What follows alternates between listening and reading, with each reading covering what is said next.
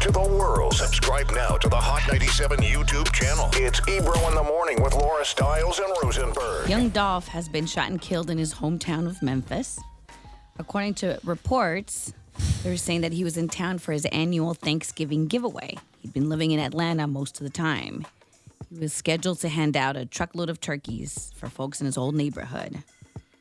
And he had plans to head out right after. He was a frequent customer of a local cookie store supporting, businesses and where he was loved. Because I know some videos were surfacing and, of him just enjoying cookies and talking to the owner. But they're saying that as he was pulling out of a parking lot, a car rolled up and shot him, and he lost his life. He was murdered. So the reason I said I feel useless or like I can't even help is because throughout the years, right, people always say, well, you guys play the music. And I'm always like, okay, if I support an artist who was coming from their reality and telling the stories of their reality in music, which is highlighting a lifestyle that none of us, I don't even think the people who live in the lifestyle would prefer if they had a choice. But here they come with a song or a movement or whatever, and we support them, okay? And people are enamored by the stories and the lifestyle and everything they hear in the music. If I don't support that artist, right, am I not helping that artist change their lifestyle? Because a lot of times these artists, not all, some are perpetuating lives they don't live, many, but some are really from that. And so then you're like, okay, well, I'm going to help you. And so throughout the years, Dolph would come up to the program and we would talk about what's going on with him. Memphis, people have tried to kill him before. I've talked to him about like, yo, how are you mellowing this out? Like, how are you calming this down? And these guys, as much as they are trying to remove themselves, they also feel an obligation, like we all do, to go back to the place where you're from and try to share wisdom, money, good times, be the example, be the motivation, right? Because everybody tells that. You always hear artists and people from the hood tell that story, right? Yo, man, when the basketball players used to drive through or the hustlers used to drive through in their cars, that was my motivation to get more, to do more. 100%. But maybe, that's not the right motivation to just chase the money. And we could parse this so many different ways, and that's why I say I feel useless. I feel like, I can try to impart wisdom, I could try to support, I could try to, but what else can you actually do? Like right now in New York City, there's tons of young artists who are popping and bubbling, who are talking about things or showing things or beefing in their YouTube videos and et cetera, et cetera, et cetera, and they're starting to create a movement. You can't really. I've seen you try to, and I've tried myself too at different times to have conversations with artists who get into a lot of stuff about like changing.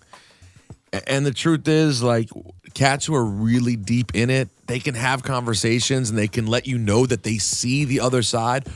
Extricating themselves from it is a whole different beast, man. They just can't. And like the place where Dolph got killed yesterday, the cookie stand is the same place he went last week, and of course that place showed off about him going there. Like he comes here to get cookies and he was okay with it. That's what they wanted. That's part of why he's there. I want to support local business. But he's had he's had a lot of stuff for a long time. And we had a conversation with French yesterday that we're dropping tomorrow. Today we're dropping the French conversation today. And literally, as we're interviewing French yesterday, is around the same time that Dolph was killed. And French, we talked about the passing of Chinks, the murder of Chinks. And French was talking about that time in your career when you're starting to get really big, but you're still trying to be close to the streets and the places where you're from.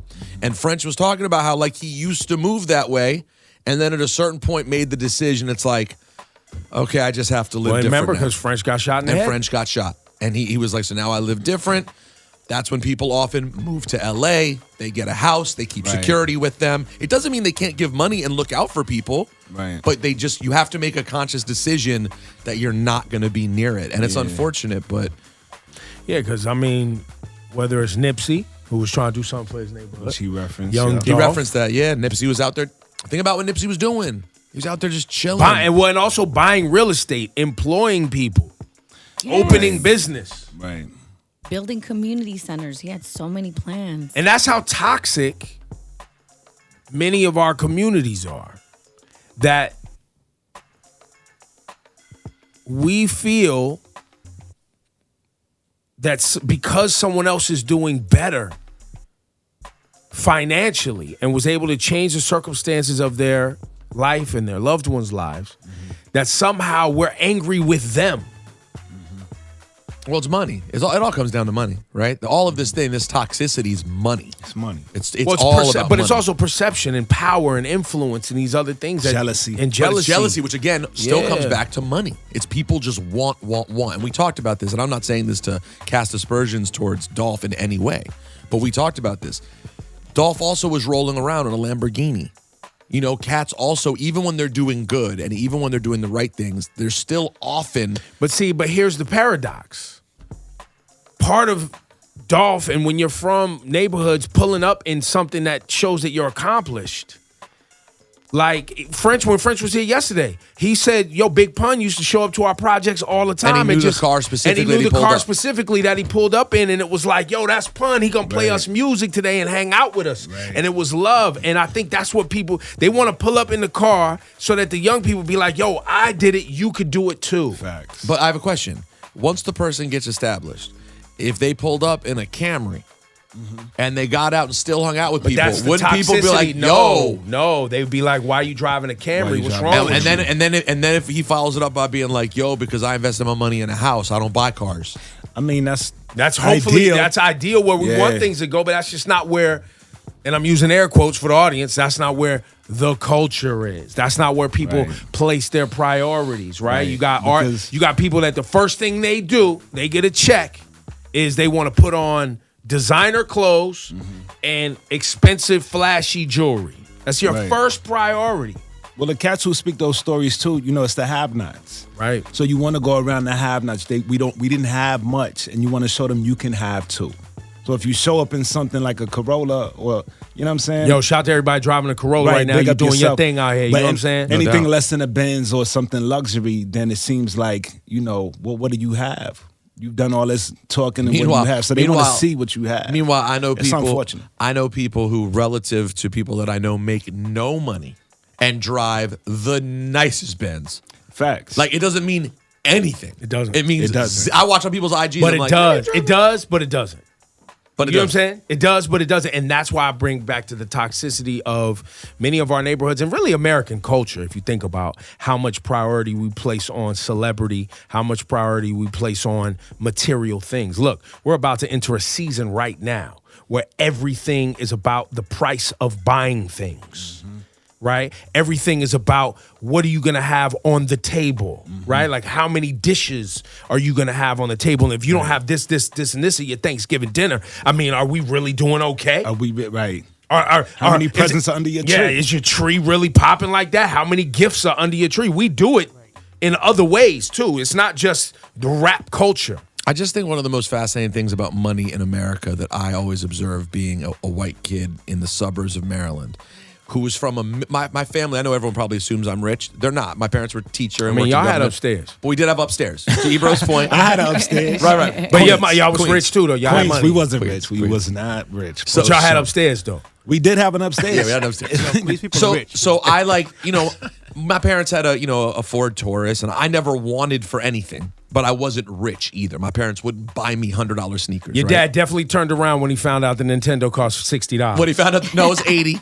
When he found out that the games were 30, my dad turned the car around on the Belt Parkway. That is a true story. But I always was fascinated by the really rich people who lived around me in Bethesda because, like, I'm watching hip hop videos and seeing one idea of what, air quotes, rich looks like. And then I'm seeing people with real family wealth. They dress in goddamn rags. Flip-flops. Nothing. No one talks about their cars. I'm not saying they didn't have a BMW or a Benz, whatever, but they wore nasty shorts and I was like, wait, there's something going on in terms of the different ways that we view money Shawnee's point about the have-nots. And when you have not, you see something luxury, it means, oh my God, that means you're rich. Don't you guys remember when Kendrick Lamar bought his sister like a Toyota Camry? Oh, right. And everyone was coming at him because he was like, a Camry? You bought her a Camry? Yeah, he was like, yeah. It's a nice car. It's dependable, that she can amazing, afford. safe and she'll be able to car. afford the payments. Yes. And why? Or the whatever. And by the way, she's not Kendrick Lamar. Right. Why should she be driving a $100,000 car? Yeah. But you guys are speaking logically. I know. And it's not.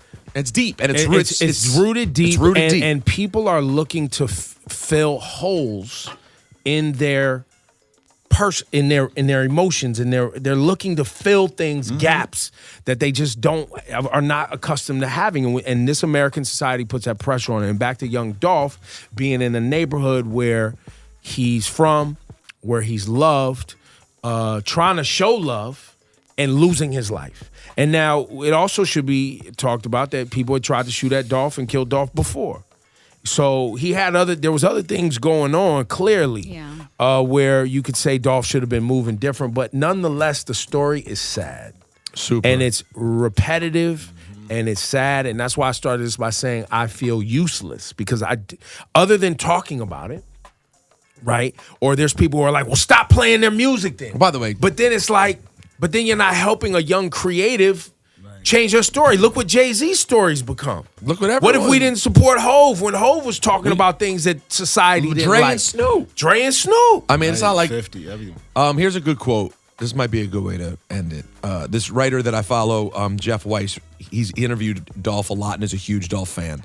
And he wrote this about Young Dolph. For anyone listening who just has heard his name and doesn't know his music, because I know in New York a lot of people don't really know. Right. R.I.P. Young Dolph, the Memphis people's champ. The answer to what if the Delta Blues was rap and funny.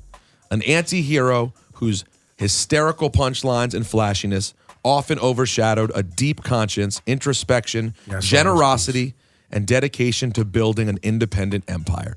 A legend. That's facts. In 2019, I think it's one of my favorite Dolph albums, and I really praised him. In 2021. He put out the deluxe. I think the album dropped in 2020 originally. It's the early part of this year. The album's called Rich Slave, where he talks about where he's coming from, how he's tied to it, being a slave of money in this kind of game. The music's incredible. He talks about his father. He's got these skits in between with this guy. I forget the guy's name, but he calls him Uncle. And he's talking about like Black Friday in Memphis on there when, Martin Luther King Jr. got killed. And he's got like an OG on there talking about how they got let out of school. And that was always known as Black Friday in Memphis because that was the day that Martin Luther King Jr. got killed down there. And so it's a really dope project. And I also, like right now, we've talked to Key Glock, right, which is an artist that is signed, who's a really talented young artist.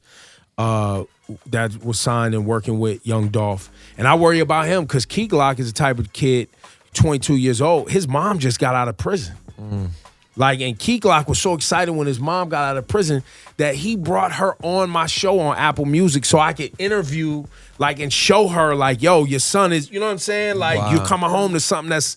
So that's who these young people really are. They're trying. But they're caught in a cycle of just really toxicity in our country that's hard to break out of, and it's sad. It makes me just sad. That's the only thing you can say. And sending love to everybody out there who supported Dolph, his family. He's got a wife and kids, young kids. He had a son and a daughter. Yeah. So, R.I.P. Young Dolph.